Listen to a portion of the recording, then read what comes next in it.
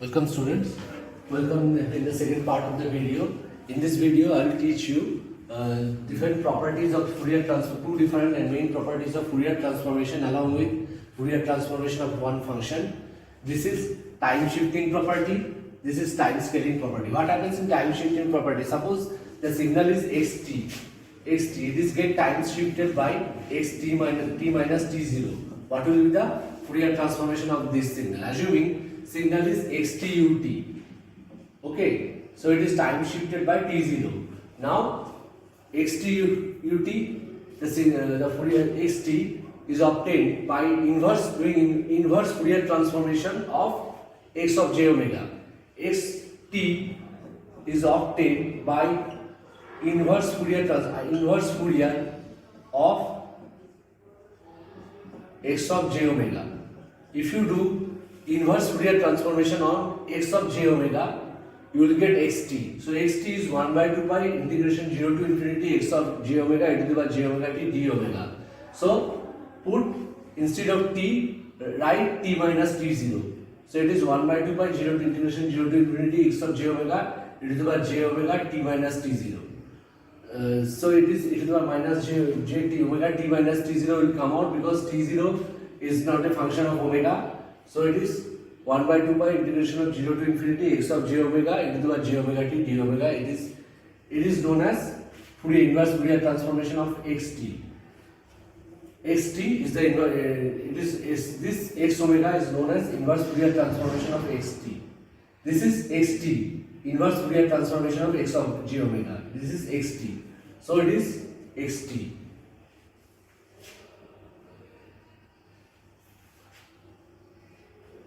So it is xt. So your result is final result is e to the power minus j omega t0 into xt. It is time shifted by t0.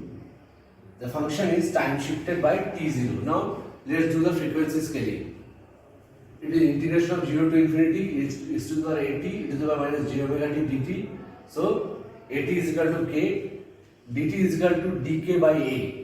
If you do time domain time derivative of at, let us consider at is equal to k. So dt is equal to dk by a. So 1 by a will come out integration 0 to infinity xk e to the power minus j omega k by a. T is equal to k by a. So e to the power minus j omega k by a dk.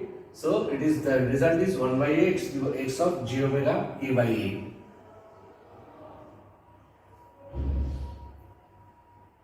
You are doing Fourier transformation of xt. You are doing Fourier transformation of x of at. You will get this x of at Fourier transformation is 0 to infinity x of it is the actual signal is x of at ut. So Fourier transformation will be x of 0 to infinity x of t x of at e to the power minus j omega t dt. Now at is k, 1 by 1 you can put here and you can interchange the limit. You can interchange the power of it to e power of exponential series. You will get this. That means if it is multiplied in time domain. What does it imply? If the signal is multiplied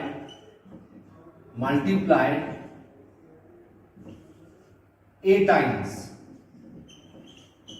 in time domain,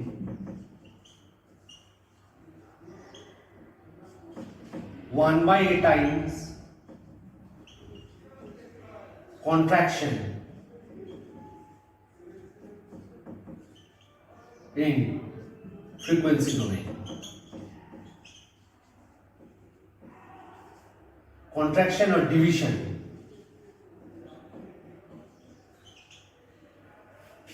A times multiplication in time domain, that means a times contraction or division in frequency domain.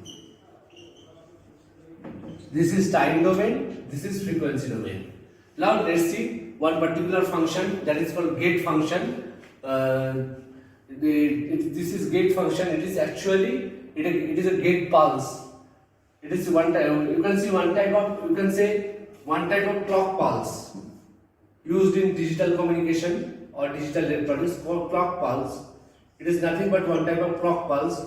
We have taken one single clock pulse. This is gate function. We are doing Fourier transformation of this gate function. How we are doing? Ft into e to the power minus j omega t dt. This is the formula, integration minus infinity to plus infinity. Here limit is minus 1 to plus 1. This is minus 1 to plus 1 e to the power minus j omega t dt. So after doing Fourier transformation, the result will be minus of e to the power minus j omega t by j omega. It is minus 1 to plus 1.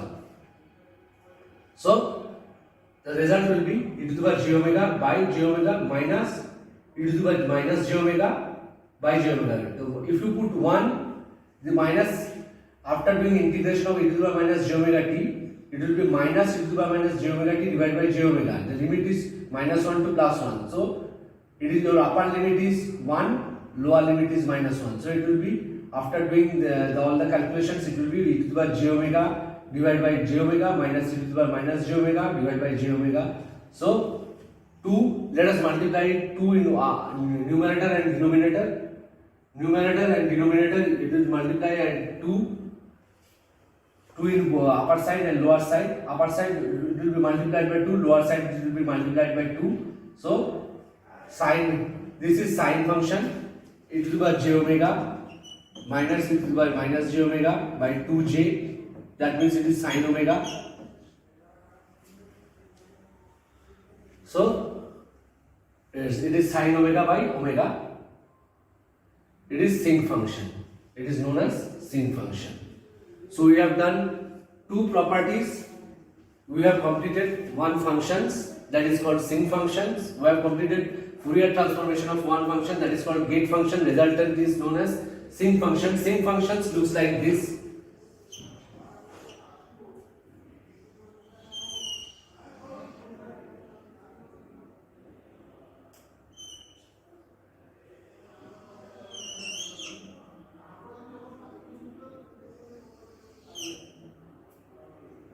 This is your sinc functions.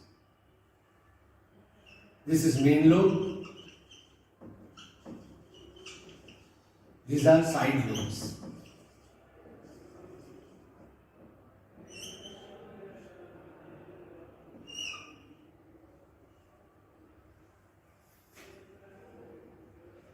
This is your main lobe. These are side lobes. These 2 are side lobes. This is your sinc function.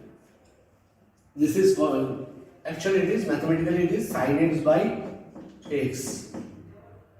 Here it is sin omega by omega. It is known as sinc function. This is your sinc function. This is your gate pulse. So we have done 3 properties, 2 properties. 1 transformation of gate functions by using Fourier transformation of gate functions by using normal Fourier transformation formula. In the next video, I will show you 2 problems, 2 typical problems on Fourier transformation.